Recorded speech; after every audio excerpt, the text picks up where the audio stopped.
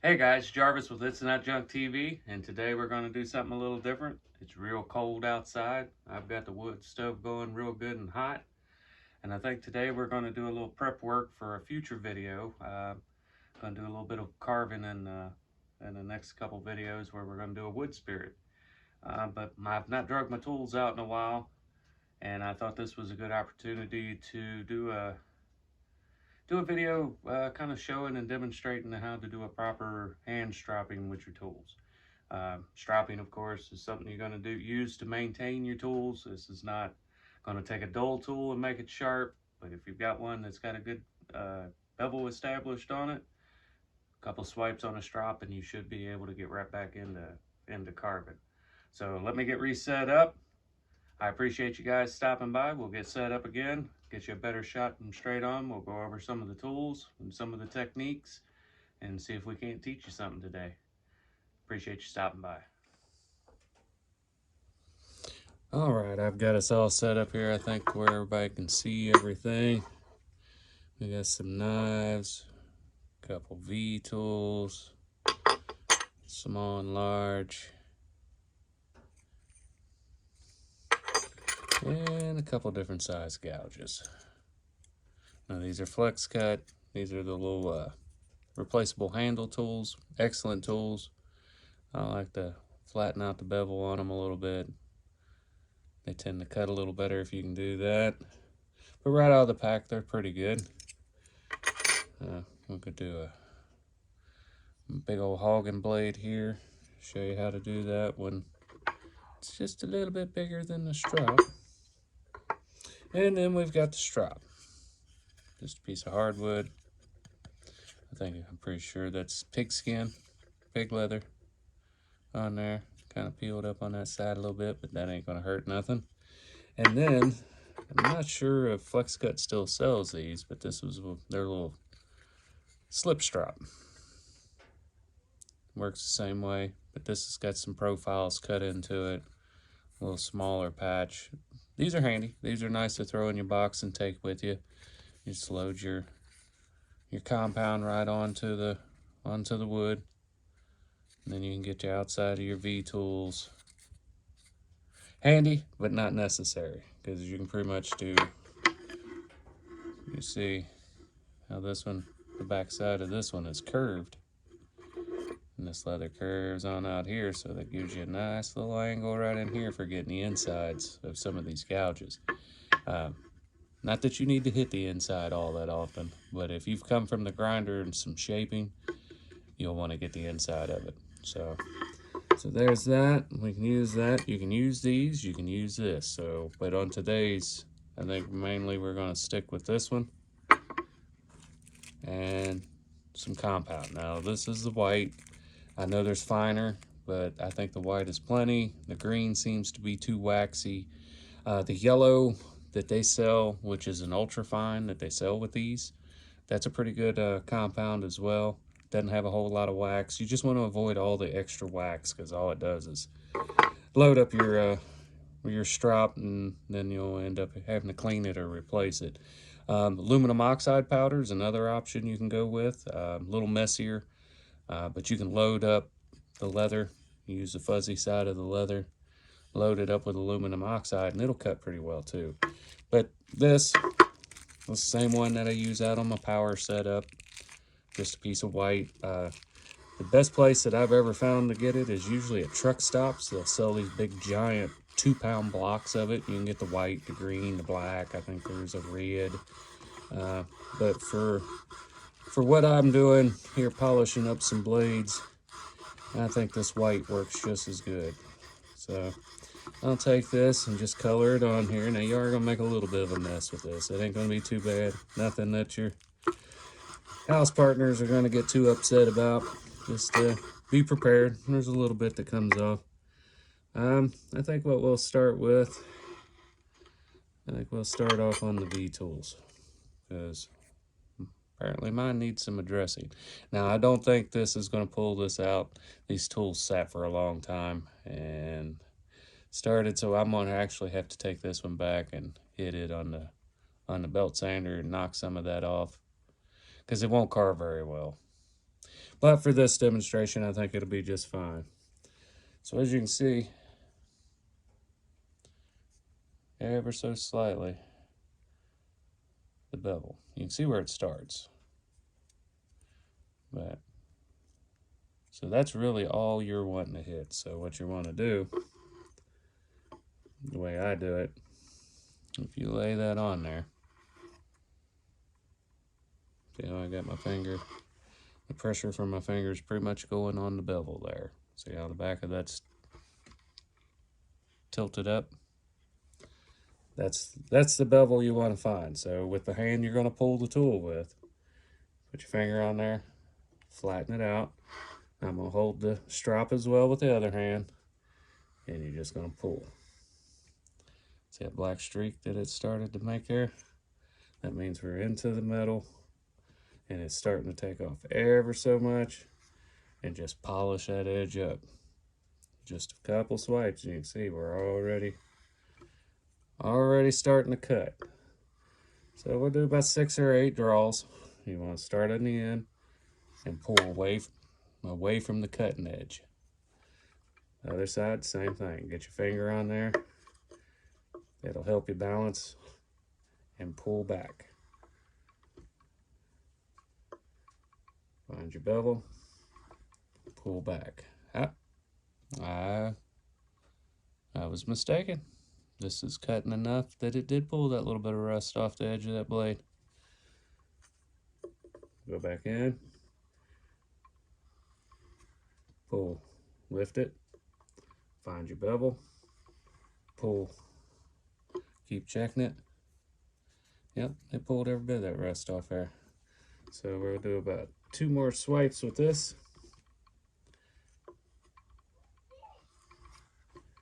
Alright, now to do the inside, on a V-tool this wide, I probably wouldn't worry about it much, but you want to try to get it laid flat. Get that blade as flat as it'll go, pull, and it'll just ever so slightly. Now with this one, you always want to pull away from that cutting edge, so you come back and keep that tool as flat as possible out on that bevel and pull. You can see got a little bit of a shine to it, and that's enough. Now as long as there's no chips or nicks or you've started to wear the center down, you should never be taking a stone or a diamond tool or to the belt sander, never to a grinding wheel. Once that bevel's established and that edge is clean and it's cutting clean, not leaving any scratches, you take it to the strop, keep stropping it from then on in. You're not trying to reestablish this every time. You're just wearing away metal. This takes off minuscule amounts of metal. Big grinder or a belt sander or something like that, you're just going to wear tools away. It doesn't need that every time. Once the bevel's established and it's sharp, all you ever need is this to maintain it. So that's a smaller one. All right, how about one? Here's a little smaller V-tool. I think this is a Swiss file or something like that. Something that's been banging around the box a while, but it's a little bit smaller. And I'll go ahead and probably reload my strop, since there was quite a bit of rust and stuff on that last one. Go ahead and reload this strop up. Now pull off some of that old stuff, lay down a new layer. See this stuff being left behind? That's kind of cleaning that strop each time. Now, little ones, same way. Hold one end of your strop, pull. Use the end of your finger to push down on that and find that bevel you're holding flat. That's what you're going for, flat. See how we're already starting to get some shine to it compared to this side. So we'll do the same thing.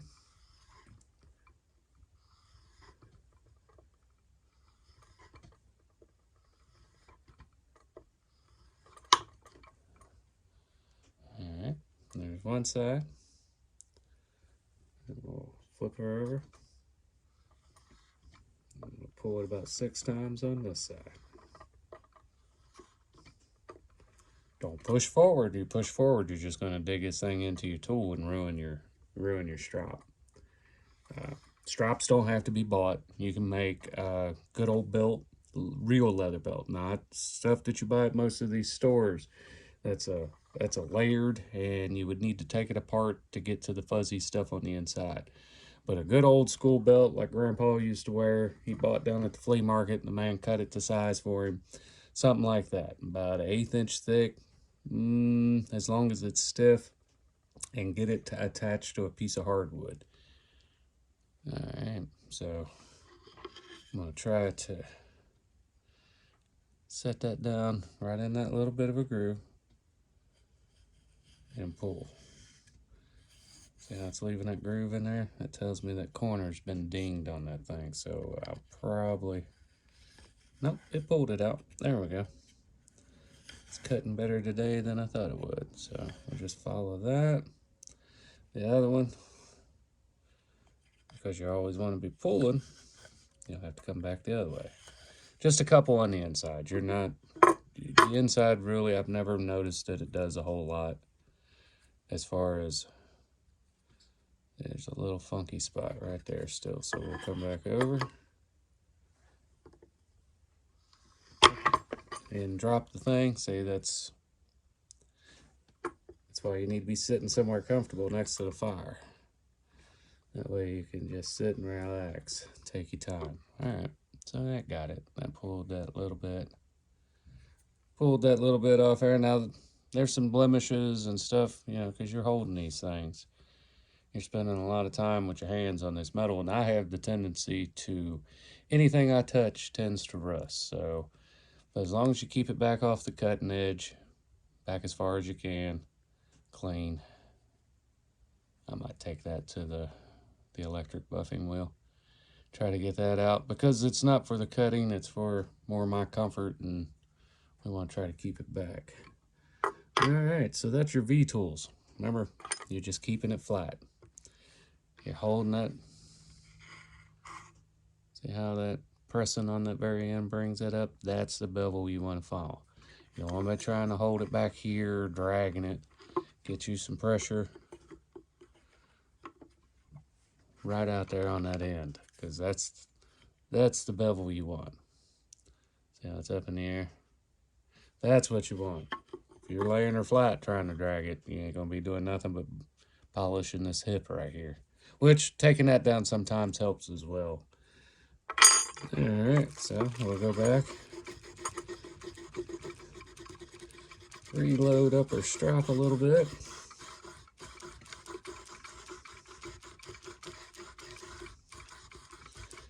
That's a fresh layer of compound on there. Then we'll move over to some gouges. Now gouges, we'll start on this wider one because these tend to be the ones that most people are kind of intimidated by. Because, let me bang my camera here twice. When you lay that on there, well, the whole thing don't touch the strap. And so you're like, well, how do you do it in sections? Nope, pretty simple. Same process as before. You want to use your finger to try to establish where your angle is. If you hold it there, then you'll know, give you a good idea about where you need to be. And then you take, holding that bevel, pull it, and turn. Pull, and turn. See, it's a little more difficult about using your finger to press on the end because you're trying to do this rotation. But you want to make sure to go to corner. And you got to make sure you don't let it ride up on you. Let's see, a little staining right there. We're starting to pull it off here. Start up. And you can control the rotation as you go. Then we'll start on this other corner and rotate that way. There's no way, unless you I mean, see, even these, This has supposedly got some, see, you can't even get the inside right with it. So the rotation method on these bigger ones is about the only thing you can do to get that full blade. And if you can see, we're starting still a little bit right in there. I like to get rid of all of that, especially on the cutting edge. So hold it up and find your bevel, draw and pull, draw and pull. You're gonna do that. Man, this one had some discoloration, which we about got her gone there. I think that's enough. Inside, you can kind of do the same thing. Like I say, as long as you're pulling it away from you and not trying to dig it into that leather, you're really not gonna hurt nothing. So I kind of just give it a spin as I go down. That wipes that inside, gives it a kind of a polish. Make sure there's no burrs left in there, because it ain't gonna do nothing but leave scratches in your carving. All right, smaller ones, same. You're gonna run into the same issue. Smaller gouges, you're gonna run into the same thing. Smaller don't always means it's gonna lay on this flat piece of leather, so it's gonna be the same thing. You're gonna drag and rotate as you pull it towards you. You never want to run this leather into the cutting edge, or your cutting edge into the leather. Not that it'll hurt the tool all that much, but it's just better off. You're just going to tear up your strop, and you're going to end up doing this longer. So same process, just a faster turn as you go. I start on one corner, work my way over, flip over to the other corner, and bring it back. Bring it back. Bring it back. Like I say, you're only polishing this. You're not worried about all this. None of that's ever going to pass through the wood. So it's just over time, that paint and everything will wear itself away. Because I think that parkerizing kind of causes it to drag a little bit, but it also helps with the rusting. If you work with something a long time and get sweaty hands. But remember, find your bevel, start on one corner, find your bevel, pull, and rotate. You can do that within a few inches on the strop, or you can use the whole thing like I do. Just start at one corner, work your way down, rotate it, end up on the other corner. Do that 4 or 5 times, start on this corner, rotate to the other corner. Just make sure you do an even amount of time. And you know the back of this blade, the back of this blade, to find that, establish that bevel, is going to be somewhere right there. So we're about 2 inches off the back end of this, 2.5. Just got to remember that. Rotate. Like I said, if you got the slip strap, I thought one of these kind of fit. See, they kind of set these up for smaller. And I'm not even sure what the square would be for. I guess use these edges to get into things. But this edge kind of works here. Now for this deal, I won't even put any compound on it. I'm just gonna lay it in there and drag it. If you don't have one of those, you can kind of do the same thing. Well, see, even this one would be a problem. So what I would do, if you're really concerned about the inside, you can get you a wooden dowel. And keep you some wooden dowels, because they can be loaded up with the compound, just like the piece of leather would, and pull those through. Again, pull it through. For smaller gouges, if you get into the really small, narrow, sweeped gouges, something like that right there. If you want to do the inside, you can take this compound and get you a piece of leather shoestring. Just make sure it's a leather or a leather thong thing. Just a strip of, you can get it at Hobby Lobby or any of them places. Rub you some compound on it and pull it through. You can do that for a lot of these. You could even do it with this one. You just have to pull it in such a way that you're kind of getting all areas. But on these smaller ones, if you want to work the inside and you don't have the slip strap, which I'm pretty sure this has got one that'll work, maybe that one, and get you in there to get the inside of it. But like I say, I don't worry about the inside a whole lot unless I've taken the tool to the grinder or to a stone. For my everyday stropping, I don't worry about the inside. All right, now, that's the gouges and V-tools. They're all the same. They're all going to about work the same. Some reverse scorps or some spoon tools, or you're just going to have to hold them different, but it's going to be the same process. It's all about hitting that bevel, holding that bevel, maintaining that bevel all the way through from the start of the pull all the way to the end. Again, you want to go back and make sure you maintain a good layer of compound. It'll flake off when it gets full.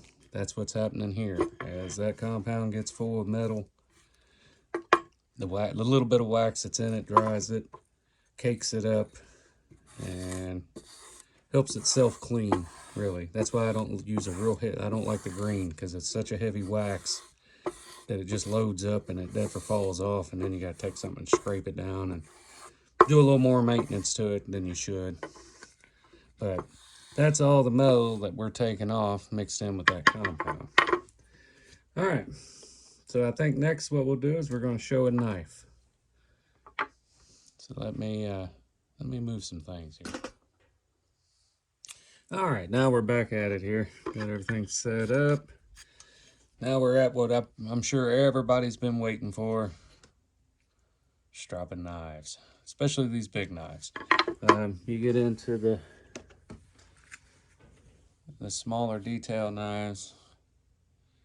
You see that one's got a pretty good small blade on it. Doing something like this is fairly easy because start with a nice straight edge toward you. When you lay that blade on there, the whole blade fits on the strap. So we'll start with this smaller one here. We'll start with this little detail blade. So what I like to do is I take the blade and I lay my finger. And you see it's got that blade flat. That's what we want. We want flat. We don't want nothing cocked up. We don't want the back up, the front up. We're trying to polish just the complete edge. You know, these are flat ground. If there's any kind of bevel in there, I recommend you taking it out. If you look at this one, there's no bevel. So it's basically a V shape. From that cutting edge to the back, the thickest part is V. And so what we want to do is make sure we maintain that and not try to, if we cock the back of this up and pull it and that blade isn't flat, you're going to establish a little micro bevel on there, and it's going to cause your knife to wedge more than cut. So if that's what you're experiencing, where you cut in and then it starts wedging out, you've got you a secondary bevel on that edge, and it doesn't need to be there. You're better off to go with a flat V grind. So I'm trying to do this, hold up so you can see it. Of course, normally I'd have this flat, either just clamp down to my little bench here or using my other hand to stabilize it, but just so I can get it up here so you can see it. And take our finger and we're just going to pull. And I'm keeping pressure on this blade as I do it the whole time. Even pressure. You don't want to just put crazy pressure down on the blade, just nice and even. See how the black's starting to show up? See that? And see how it's about, the black stripe is about as wide as that blade is? That means we're we're keeping it flat and we're working it down. We can look on here, you can see some compound left and it's kind of everywhere. That's good. So about 5 or 6 swipes on that side. And I just use my thumb You can even, if you're holding it like this, you can even just move the whole strap. Try not to flick it off the end of your leather like that, because you get these little blades, snapping the ends of them off can happen pretty easy. So we'll come back. Again, never pull into the leather, always away. You want to pull that cutting edge away from the leather. So that's about even there. We'll come back on this side. Come back on this side. A little compound on there, it needs to be wiped off, but I just stropped this one all not too long ago, so it shouldn't be bad. But just to be sure, I'll even slide that finger up there and just make sure that little tip is getting just enough pressure. You gotta be careful though, you can snap these blades. I mean, this thing's thin.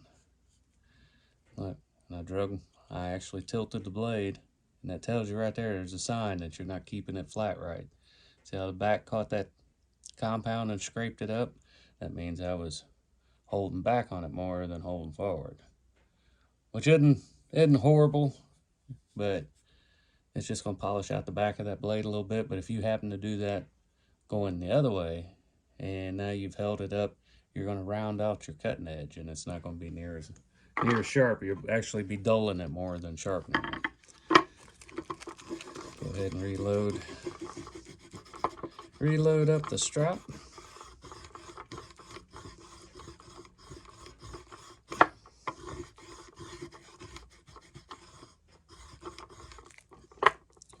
Then we're going to lay this blade on here pretty much the same way. You see that one just kind of extends past our edge, so every time we run by it, that tip's going to get forgotten. It's simple. Lay your knife on there, tilt it. Just turn the blade. It don't have to be perfectly straight. I would rather miss this little spot up in here getting stropped than I would out there on the end. So just by tilting it, yeah, we're missing probably 1/8 inch of that blade. And it could be more if your blade's bigger. But you're not going to carve with that down in there. I normally, when I make a knife, put this relief cut down here on the bottom and stop that blade. The only thing that's ever been done to it is stropped. I don't think I've ever had to take this blade and resharpen it, because I've never chipped it.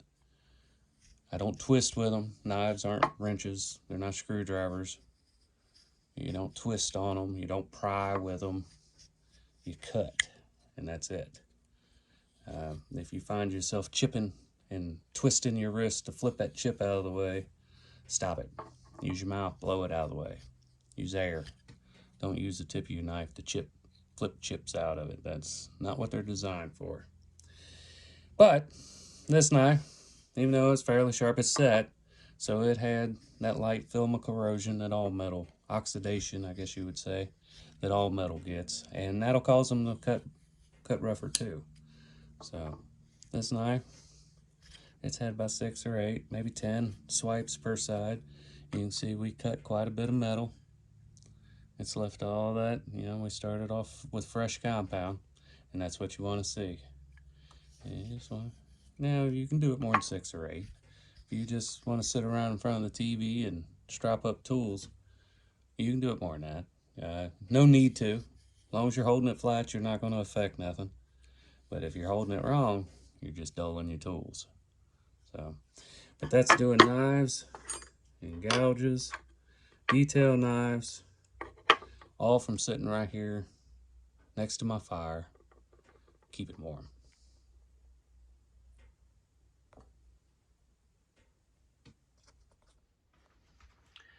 Well, all right, guys, I've got a whole lot more tools that I need to get stropped up and ready for our next video. Stay tuned for that. We are going to do a wood spirit and a piece of cottonwood bark. We're going to use these and those tools that I've made in some previous videos. I just didn't feel like they needed stropped again. But yeah, I could ramble on for hours and tell you stories and poke fun and do all kinds of that, but maybe we'll get a chance to do that one day and sit down and carve together. But until then, I'm Jarvis. This is Itsnotjunktv.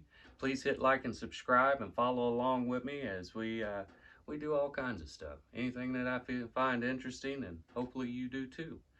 Hit the bell icon, that way you get notifications every time I put out a video. I'm striving to do 2 or 3, looking at doing some other content as well.